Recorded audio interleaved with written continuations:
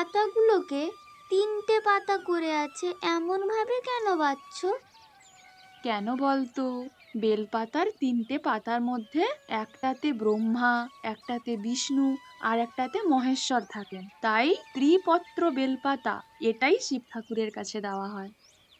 ও আচ্ছা, তা শিব ঠাকুরের আর কি ভালো লাগে?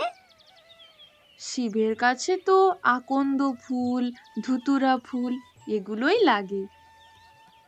ও মা, আমিও তোমার সঙ্গে বেলপাতা বাঁচবো, দাও না গো। না রে মা, না না, দেখছিস না কেমন কাঁটা, হাতে কাঁটা ফুটে যাবে। আমি করি, তুই দেখ। আহ আহ, কি রে, কি হলো? কি হলো রিমি? হে বাবা, দেখো না মা, ভাই আমার হাতে কাঁটা ফুটিয়ে দিয়েছে। উফ, ও মা গো, কন কন করছে। বেশ হয়েছে, বেশ হয়েছে। আমি তোকেও কাঁটা ফুটিয়ে দেবো, দাঁড়া। না না রিমি, না। বাবু, তুই দিদিকে কাঁটা কেন ফুটালি? ওর যদি রক্ত বেরিয়ে যেত, ব্যথা হতো না? না না না, আমি কাঁটা ফুটাবোই ফুটাবো তাকে। না না রিমি, তোরা যদি দুজনে মিলে এইরকম দুষ্টুমি করিস, আমি কিন্তু বিকেলে মেলায় নিয়ে যাব না তোদেরকে আমার সাথে।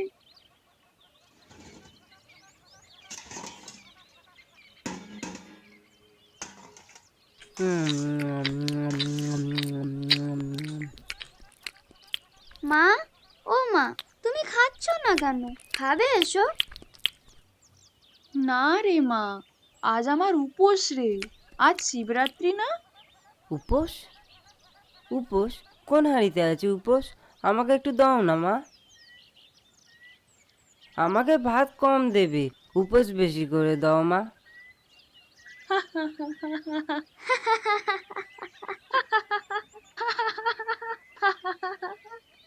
ও বাবা, উপোস আবার খাবার?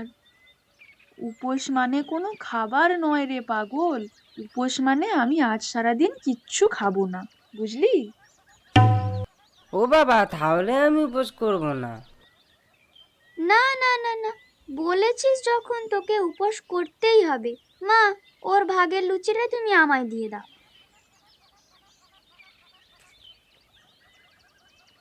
এই এই এটা আমার।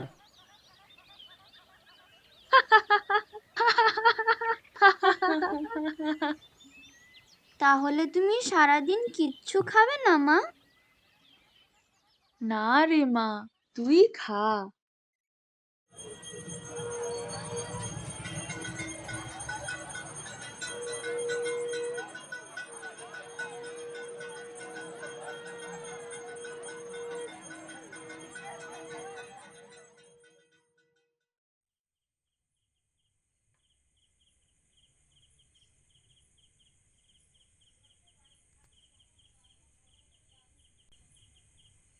ও কাকিমা, কাকিমা, আমাদের একটু কিছু খেতে দাও না গো। বোনটা কিছু খায়নি দুদিন ধরে। আমার বোনটার খুব খিদে পেয়েছে। এই এই, সর এখান থেকে সর। লঙ্গরখানায় গিয়ে খাবার খাবি যা।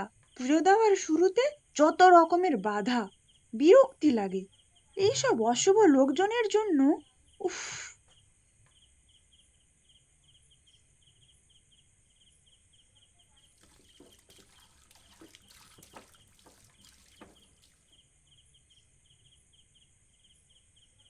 মা, দেখো, ওদের খুব খিদে পেয়েছে মনে হয়।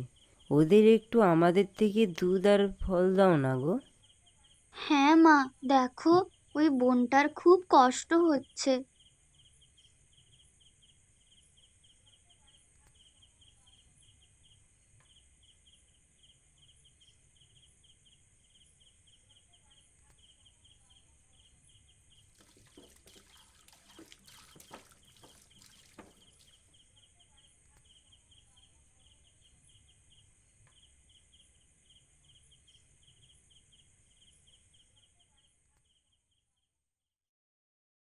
এই যে, ও ছেলে, শোনো, ওই বাটিটা এদিকে দাও, দুধটা একটু ঢেলে দি।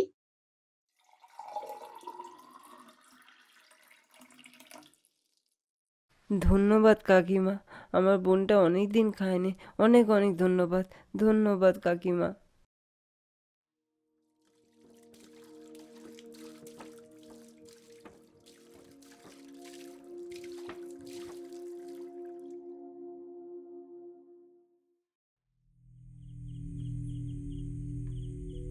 আচ্ছা মা, শিব ঠাকুর কি আমাদের ওপর রাগ করবেন? আমরা যে ঠাকুরের মাথায় দেওয়ার জন্য দুধের অর্ধেকটা ওই ভাই বোনকে দিয়ে দিলাম। না রে মা, কাউকে সাহায্য করলে ঠাকুর কখনো রাগ করেন না, বরং ঠাকুর সবচেয়ে বেশি খুশি হন। আমরা তো সবাই ঠাকুরের সন্তান, তাই।